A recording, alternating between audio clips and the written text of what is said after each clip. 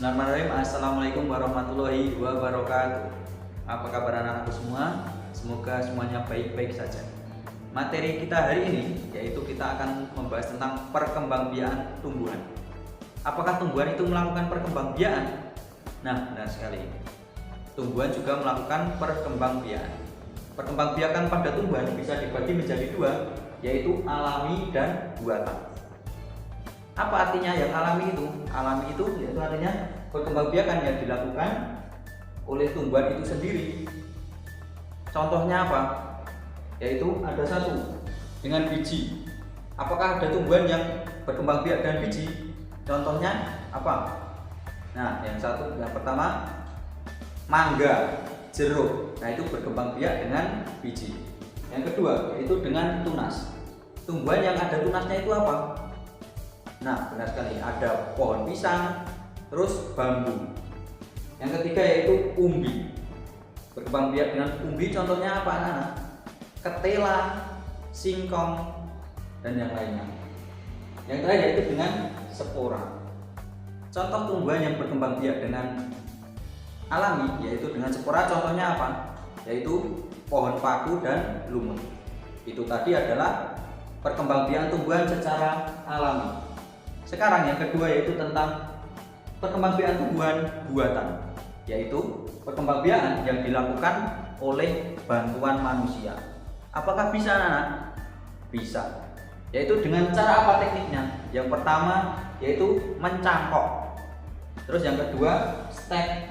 Yang ketiga merunduk.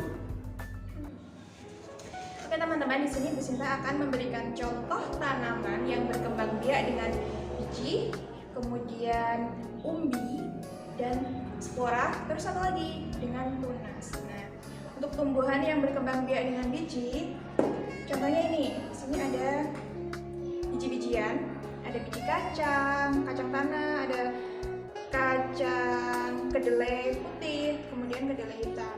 Nah, ini juga ada jagung. Teman-teman sudah tahu kan tanamannya itu seperti apa? Nah, biji kacang-kacangan ini salah satu contoh tumbuhan yang berkembang biak menggunakan biji. Jadi ketika biji ini nanti ditanam di tanah, itu nanti akan keluar akar, kemudian akan keluar batang dan daun. Nah, seperti itu.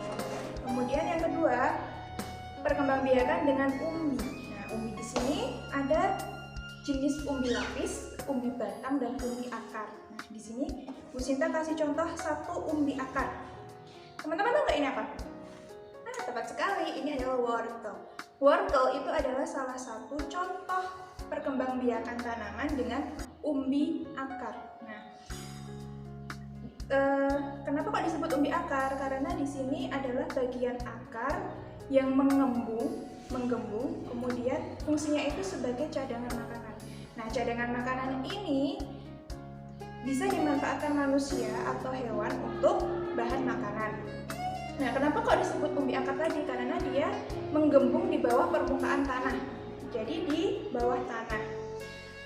Dan bagian akarnya yang menggembung, makanya disebut sebagai umbi akar. Nah, teman-teman bisa lihat ini masih ada serabutnya. Serabutnya ini namanya serabut akar. Terus umbi yang kedua di sini ada kentang. Kentang itu adalah salah satu contoh umbi batang.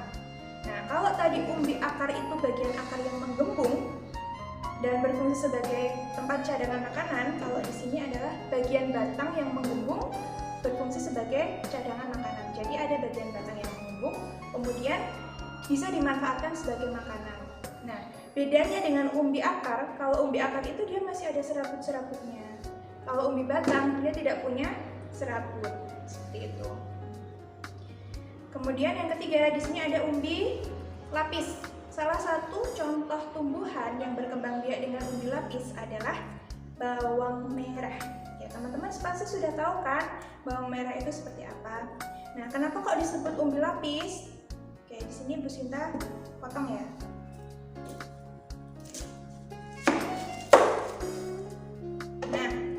Kenapa kok disebut sebagai umbi lapis? Karena di sini ada lapisan-lapisan yang menyusun bawang merah. Nah, jadi disebut sebagai umbi lapis. Ya, nah, umbi lapis ini nanti kalau dia ditaruh di tanah, bagian bawah ini nanti akan tumbuh akar baru, kemudian bagian atas ini nanti akan tumbuh batang dan daun.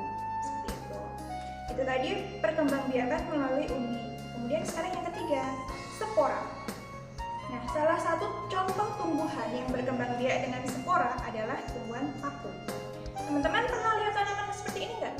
Biasanya ini tumbuh secara liar, nempel di tembok, kemudian di batu, seperti itu. Nah, kalau teman-teman pernah lihat tanaman seperti ini adalah contoh tanaman paku. Nah, biasanya di bagian belakang daunnya itu terdapat barisan seperti ini, berwarna coklat. Kelihatan nggak? Nah, ini namanya spora.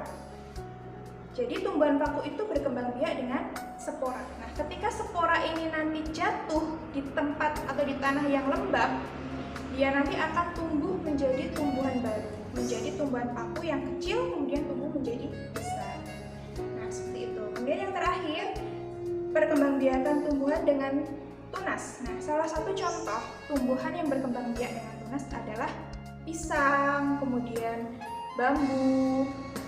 Terus juga kalau teman-teman pernah lihat tanaman cocor bebek, di bagian daunnya itu ada lekukan dan lekukannya itu nanti muncul seperti benjolan kecil. Nah, itu namanya tunas. Seperti itu teman-teman, semoga paham. Tantangan hari ini, teman-teman membuat tabel seperti ini, yaitu yang berisikan perkembangbiakan dengan biji, umbi lapis, tunas, dan spora. Nah, teman-teman pilih 2 contoh tanaman yang berkembang biak dengan biji, tulisan di sini, kemudian gambar tanamannya di sini. Yang berkembang biak dengan umbi lapis, tulis di sini, kemudian gambar di sini. Terus kita contohkan satu. Di sini ada tanaman yang berkembang biak dengan umbi lapis, contohnya bawang merah. Kemudian digambar bawang merah di sini. Seperti itu teman-teman, sudah paham? Cukup sekian pembelajaran hari ini. Dan wassalamualaikum